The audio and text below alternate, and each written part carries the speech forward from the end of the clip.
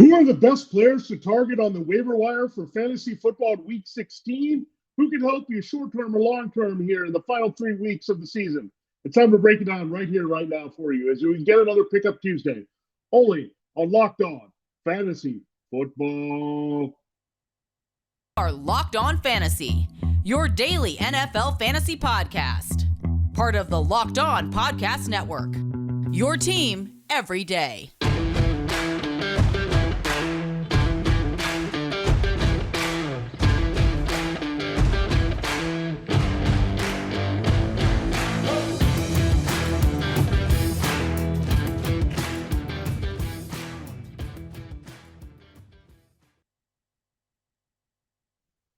Greetings, everyone, and welcome to another edition of the Locked On Fantasy Football Podcast. As usual, I'm your host, Vinnie Iyer, and I'm not doing this. I'm writing about NFL and fantasy football for sportingnews.com. We're here. It's another waiver wire day here, Pickup Tuesday for Week 16. We're going to give you advice on the players you need to think about picking up. It is more of that same injury attrition that we're used to. We saw Jonathan Taylor go down, so we need to navigate through that. We got other guys coming back from injuries that could help your team, and a big concerning injury at quarterback where you might need to shuffle there to make the right play. So we'll break that down all for you on today's show. We'll start with running backs and defenses, go to wide receivers, and close with tight ends and quarterbacks.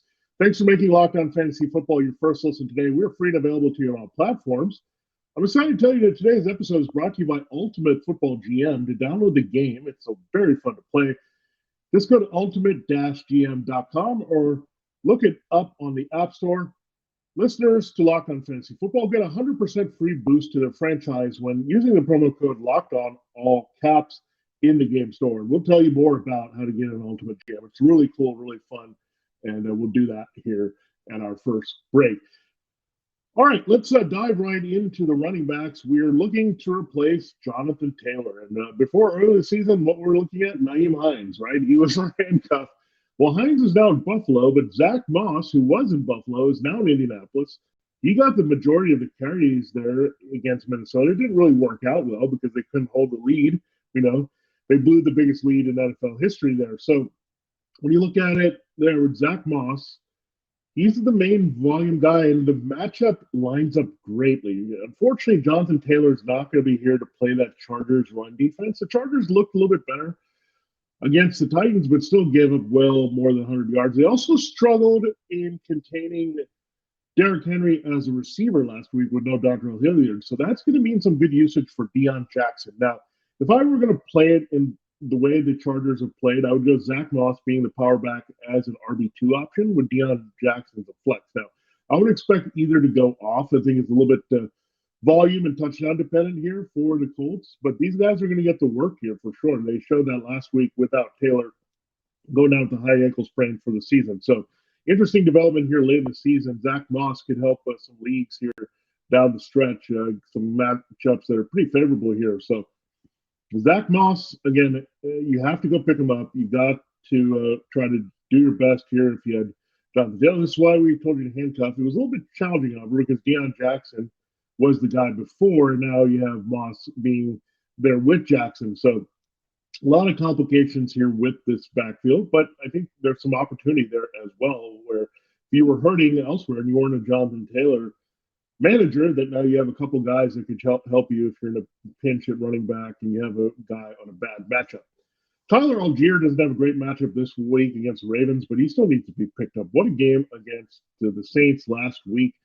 This kid can run pretty hard. I think he has shown them more juice than he expected here with the power back profile from BYU. He's looked pretty good here for the Falcons all season long when getting the opportunity. It is a tough matchup this week against Baltimore, but the volume-based play, we'll talk about that there. That it is tough, but he should be rostered in a lot of leagues, especially if you've got Cordell Patterson. He might have been dropped before or after that bye here for the Falcons. So if he's out there, go get him for at least for some running back depth here down the stretch. And they do have some better matchups in the final 2 weeks, but Algier, again, just by volume alone, they like him a lot.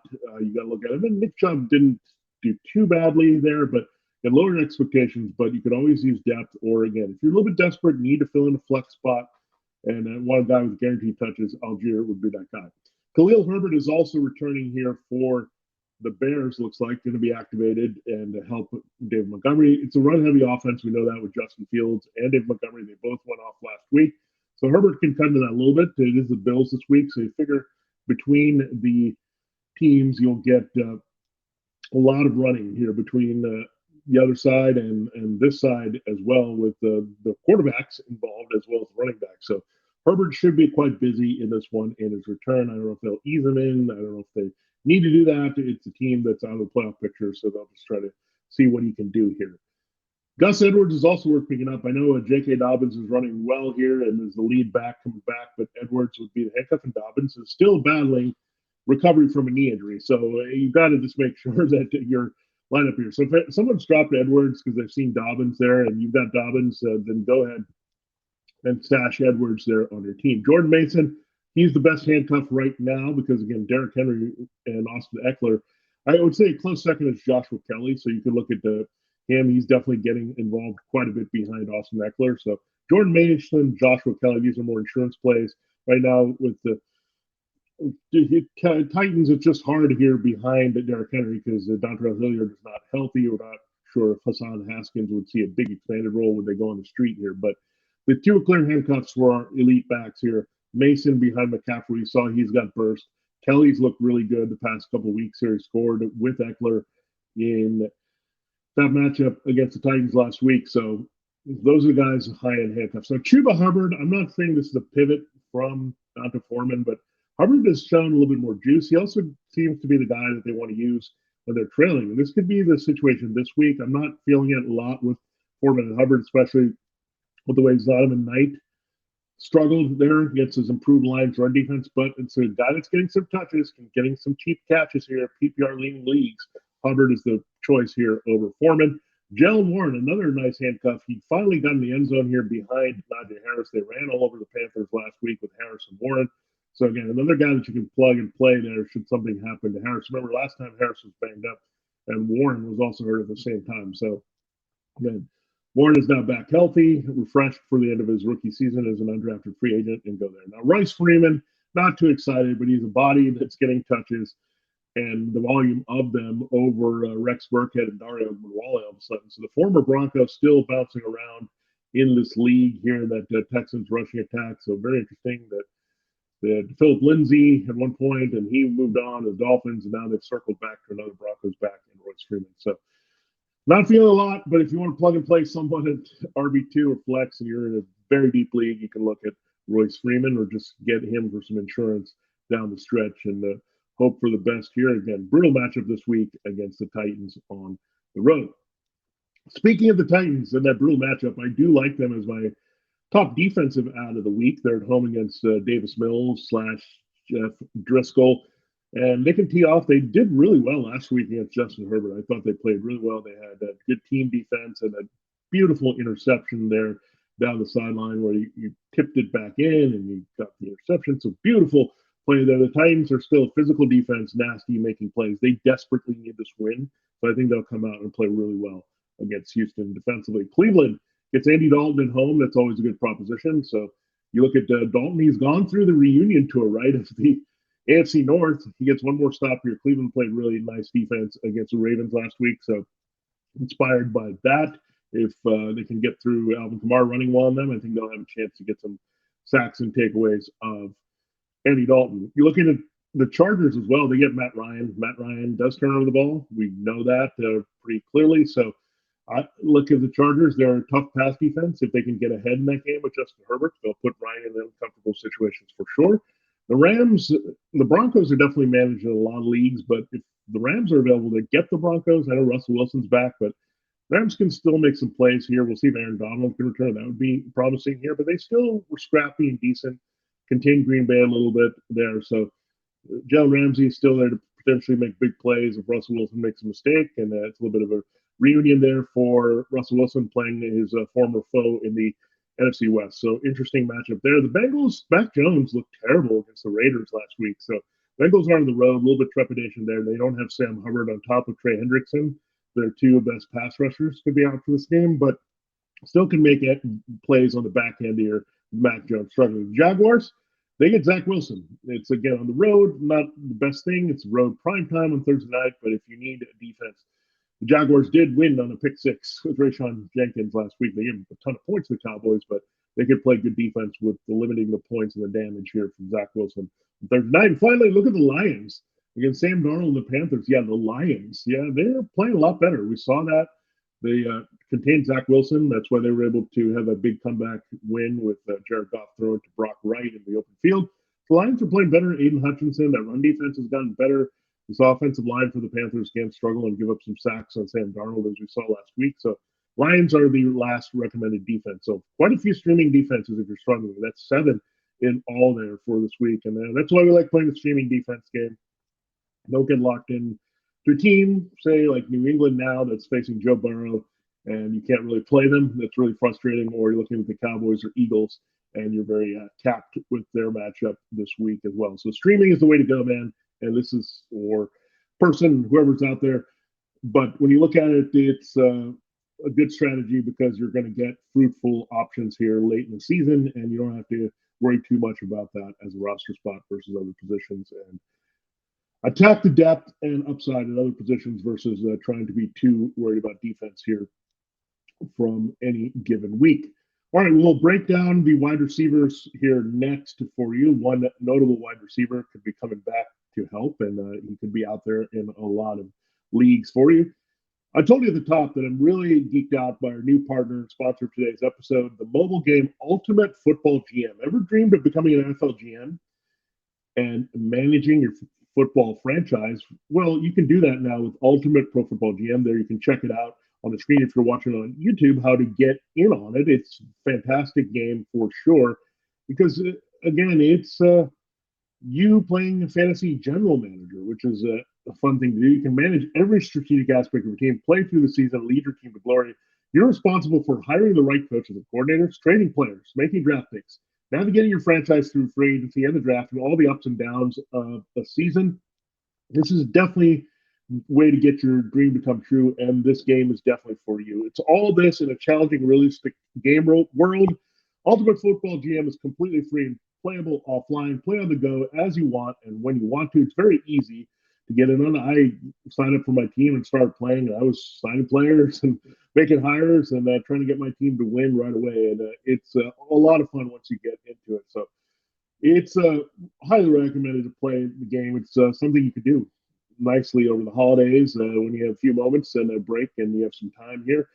Ultimate Football GM, get into it there and really have a lot of fun. Locked On Fantasy Football listeners will get 100% free boost to their franchise when using the promo code Locked On. That's all caps, Locked On, all caps, Locked On. So make sure you check it out today. To download the game, just visit ultimate-gm.com or look it up on the app stores wherever you get your apps. That's ultimate-gm.com. Ultimate Football GM. Start your dynasty today. This episode of Locked On Fantasy Football is also brought to you by Taro, the world's largest car sharing marketplace. With Taro, you can book any car you want wherever you want it from a community of local hosts. Browse a huge selection of vehicles for just about any occasion or budget across the United States, United Kingdom, Canada, and now Australia. Book a spacious SUV or minivan if you're going on that family road trip. Or if you've got a special event or birthday or holiday and you just want to get a classic or luxury car to have some special moments, you can do that. And if you're just looking to get to point A from point B with economy cars and you're on a budget, you can do that. Also, you might be interested in a new electric vehicle that you've had your eye on. Test drive it and see how it fits into your everyday life. At Taro, many Taro hosts can even deliver the car right to you. Every trip that you take with Taro is backed by liability insurance. Terms, conditions, and exclusions apply. Forget boring rental cars and find your drive only at Taro.com. All right, thanks a lot for making Locked On Fantasy Football your first listen every day. Make sure to check out Locked On Sports Today, the biggest stories around the sports world in 20 minutes or less, plus instant reactions, game recaps, and Locked On's take of the day. Locked On Sports Today available on YouTube and wherever you get your podcasts. All right, let's continue the show here. We'll break down the wide receivers. We'll give them their own little segment here before we get into our final look at tight ends and quarterbacks in the waiver wire for Week 16. Treylon Burks should be returning. He's missed a couple of weeks of a concussion. It's been a rough season for the rookie out of Arkansas. trying to replace A.J. Brown in Tennessee. He had the toe injury that cost him some time. He was slow to get going early in the season, but when he's been on the field, he's been special. He's gotten targets and key looks here. They do play the Texans this week. It's a cover 2 look here, so they'll throw underneath quite a bit to Burks because he can do things after the catch here. So Burks was dropped while he was out because teams are a little bit squeezed with their rosters. He's a good pickup this week. Another rookie that has returned is Romeo Doubs. He led the Packers in Monday night's victory in receiving yards over Christian Watson. So Christian Watson a little bit curved by return, but Watson also had to face the coverage of Jalen Ramsey. So Doubs is in there. Sammy Watkins is out. He was waived, so now Doubs is in there. And Randall Cobb is just the third guy right now. They've been using a lot of Doubs and Watson and Alan Lazard. So Lazard's value also goes down. It's a lot of Doubs and Watson here getting targeted from Aaron Rodgers. We know they've hardly looked to Robert Tonyan. The only real competition here for the key targets is Aaron Jones out of the backfield. But Doubs just went back to being effective here. So look, it wasn't a big game, but he was still the leading receiver, and it's a great matchup this week. Suppose Xavier Howard is on Christian Watson there in Miami. That's going to help Doubs get open on the other side. So love that this week. So a couple of rookies to look at. How about the speedster that we look at the Saints? We're like, is he fantasy worthy? He's been a flash here, literally a flash thrown to him. Rashid Shaheed, what a player this kid has turned out to be. Can be gone in a blink with any short passes. He's led the team receiving here. So they found their unusual number 2. Like we're all in on Chris Olave, and it makes sense. He's their number 1 rookie first-round pick. But no one else has really stepped up. Really, Jawan Johnson, a tight end, has been it in the passing game. But Rashid Shaheed, and something with Andy Dalton, maybe just the speed aspect where he can throw the ball short, and Shaheed can be shot on with cannon and do that. But definitely getting a lot of run here playing off Chris Olave. So Shaheed gets our attention, especially in this matchup against the Browns. It's not too bad. I don't like it overall, but Brown's number 2 corner hasn't been all that great. Denzel Ward has really struggled here, but Ward could contain Olave in a battle of Ohio State guys. So Shaheed has some juice here as a potential wide receiver 3 or flex in deeper leagues. Jahan Dotson came back, and he looked really good the last 2 weeks here with Taylor Heineke. So we thought, okay, the chemistry is with Carson Wentz, but Dotson came back. He kind of hurt the value a little bit of Terry McLaurin and Curtis Samuel, but Jahan Dotson, this rookie's special. He could have a big, big future here with McLaurin. I think he can end up being the number 1. McLaurin is more the number 2, and Samuel is going to be that slot guy. So a pretty good receiving core here with Heineke. The results weren't all that great overall for the passing game, but Dotson went for more than 100 yards against the Giants last week.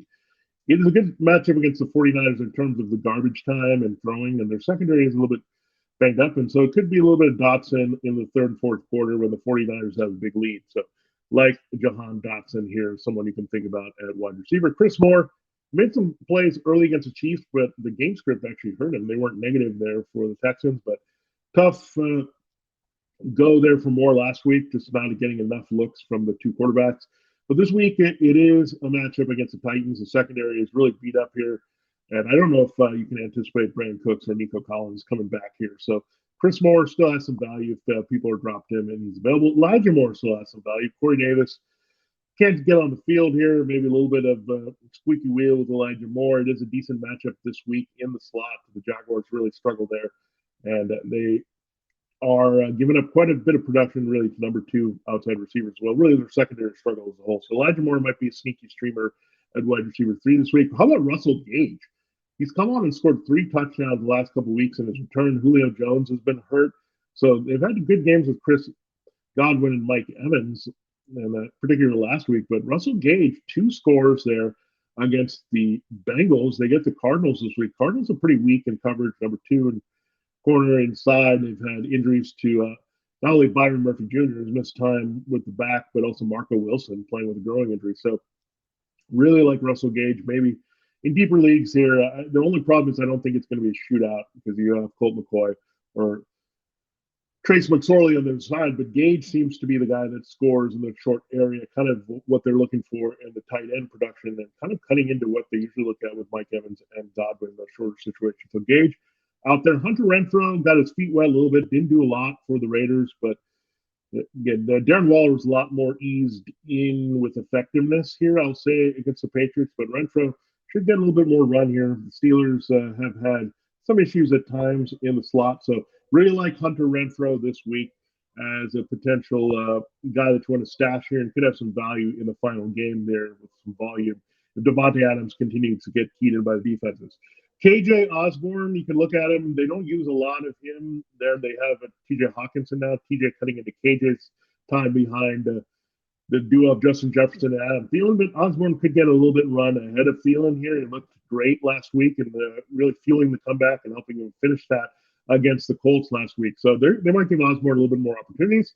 You look at Terrence Marshall Jr. made a big play early there for Sam Darnold and the Panthers against the Steelers, but they didn't go to him enough there afterwards. They do get the Lions this week, who have Jeff Okudah, who could contain DJ Moore a little bit this week, but it's going to open up on the other side for Terrence Marshall Jr. Potentially much like we talked about Jahan Dotson for some garbage time this week outside on that secondary. And then Isaiah Hodgins, he's looked pretty good. We've been trying to work in Darius Slayton and Richie James, but now Isaiah Hodgins seems to be the flavor of the limited Giants passing game right now. So, again, it's all risky when you try to trust a Giants receiver, but it is a matchup against the Vikings this week. Vikings secondary, very giving, so something to look at with Hodgins in that matchup for Daniel Jones in Minnesota. All right, so those are some pickups, thinking about their short-term and long-term prospects. Really, long-term is only 3 weeks, so it's kind of one and the same at this point. So you're stashing either for depth here if something happens, or if you're hurting at one of these positions and you need a plug-and-play player in the right matchup, whether you're looking at wide receiver 3 or flex, these are some of these options as well. With our final look, we'll look at the guys that you could potentially stream at tight end or quarterback and hurting or looking for depth there. We'll do that here on Locked On Fantasy Football. Before we do that, we got to talk more about PrizePicks. It's our daily fantasy sponsor here on the show, and it's been exciting to play PrizePicks here. It is daily fantasy made easy. The entries there couldn't be any simpler to do, and you're just working against player projections. It's just you versus projections available. There's no other players you're competing against.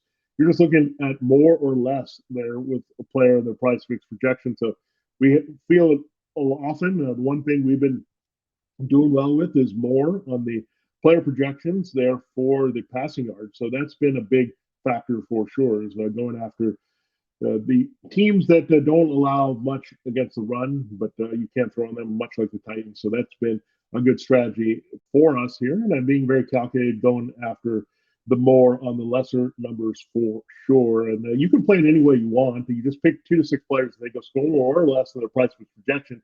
You can win up to 10 times your money on any trade. No competing against other people, just you versus projections available.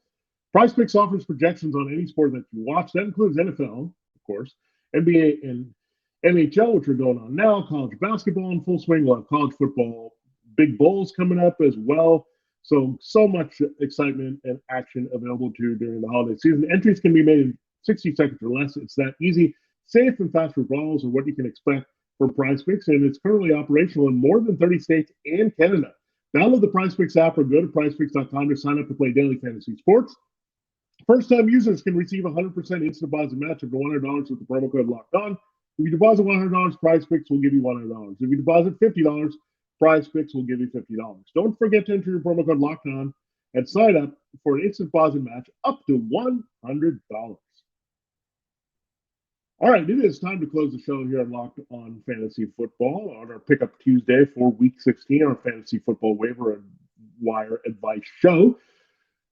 All right, tight end, if he's still eligible in your league, Taysom Hill, I said he's going to be a little bit more involved in whatever he's doing with Andy Dalton, with no Mark Ingram, running, passing, receiving, whatever Taysom Hill does. You don't get credit for his blocking in fantasy football, but if he's still eligible in your league as a tight end, it's worth deploying here. The Browns have had up and down against a traditional tight end, but again, Hill is just weird and wacky, and you just have to roll with it and hope for the best here if you're really struggling at tight end. So something to think about there.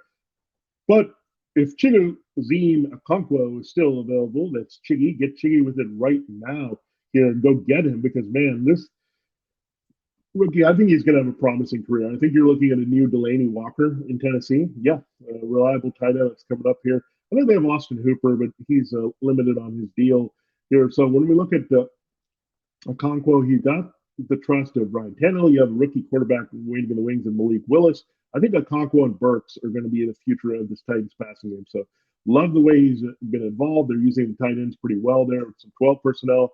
The Titans, kind of what they did old school with Arthur Smith. So like Okonkwo there and to keep producing, and it's a great matchup this week against that zone coverage of the Texans. Noah Fant, he seems to get hot in December. Check it out. Every year, December and January, Noah Fant seems to save his best for last. He doesn't really do much before then, but he had a touchdown in a very tough matchup against the 49ers last week. The Chiefs give it up to the tight end. He should be involved more. There's no Tyler Lockett. Keep that in mind.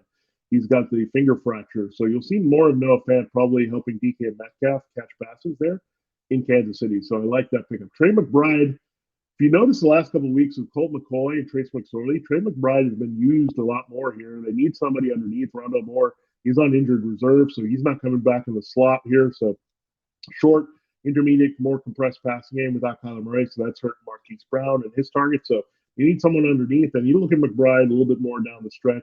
Potential big changes coming in Arizona next year. See what they have behind Zach Ertz. So Trey McBride should get a little bit more run here. And the Cardinals do get the Buccaneers a beatable matchup here for them against the tight end. Hayden Hurst, we'll see if he returns. His backup Mitchell Wilcox scored last week against the Buccaneers. So we'll look at that. So they're going to involve in the offense. They've involved all three receivers pretty well here. They do get the Patriots this week, who struggled with the combination of Darren Waller and Foster Moreau. So if you have Hayden Hurst coming back, I think it could be a sneaky play this week based on that matchup here. So 2 weeks missed with calf injury. I think prognosis should be a little bit better this week. I wouldn't pivot to Mitchell Wilcox, however, should Hurst miss another game. And Cole Kmet, he hasn't really done too much, but he's getting enough volume. PPR leaning leagues. He's still getting the consistent targets here from Justin Fields. Now, Equanimeous St. Brown has a concussion on top of Chase Claypool not playing, so that should help in the Kmet in a decent matchup this week against the Bills. They're a little tricky sometimes with Matt Milano in coverage, but they do finish with a couple favorable games against the Lions and Vikings. So keep that in mind with Cole Kmet. And quarterback, oh no, we're worried about Jalen Hurts. It's a right shoulder injury. We popped up with an Adam Schefter report that he's uncertain to play. That is making everyone nervous here for this Cowboys game. Where can you look? Where can we look? How about just right behind Jalen Hurts to Gardner Minshew? Now, Minshew is going to inherit an elite offensive line. Great receivers here. Should get Dallas Goedert back at tight end as well to help A.J. Brown and Devonta Smith and Quez Watkins and the rest. So, yeah, just go directly to Gardner Minshew this week, folks. I mean, he's right there. Minshew's not going to give you that running upside. We know it, but this seems like a game where we're going to have to throw quite a bit. And we just saw the current Jaguars quarterback, Trevor Lawrence, take it to the Cowboys. They really struggled the previous week against Jeff Driscoll and Davis Mills. So Minshew, yeah, I'm going to look at Gardner Minshew straight behind Jalen Hurts. And I didn't want to recommend it. I wanted to see what the matchup was going to be here if something were to happen to Hurts, because you typically don't handcuff quarterbacks here. But if you didn't do that and you've just been rolling with Jalen Hurts, why wouldn't you be? After the bye week, there's been no reason, or before the bye week, he's been the only guy you want to play a fantasy quarterback. So Minshew right behind Jalen Hurts, absolutely you can look at him this week. If you're needing to replace Hurts himself, Brock Purdy, don't be skeptical. He's had 2 multiple touchdown games in a row as a starter here. He was great relief for Jimmy Garoppolo. This offense is loaded. Again, offensive line, the weapons, the running game, just like Minshew, it's easy to fall backwards into good fantasy football production because reality production and comfort levels there. So Brock Purdy is another person you can go with. Ryan Tannehill, he could be dropped a little bit disappointing with the Chargers numbers, but he is at home against the Texans this week, and he's going to take the underneath throws. Patrick Mahomes is going to try to go deep and not trying to take advantage of those things, but underneath throws, Tannehill will do that quite a bit, especially if Burks and Okonkwo are in the mix together. So I do like him. And watch out for Kenny Pickett. I'm not going to say go play Mitchell Trubisky at home against the Raiders.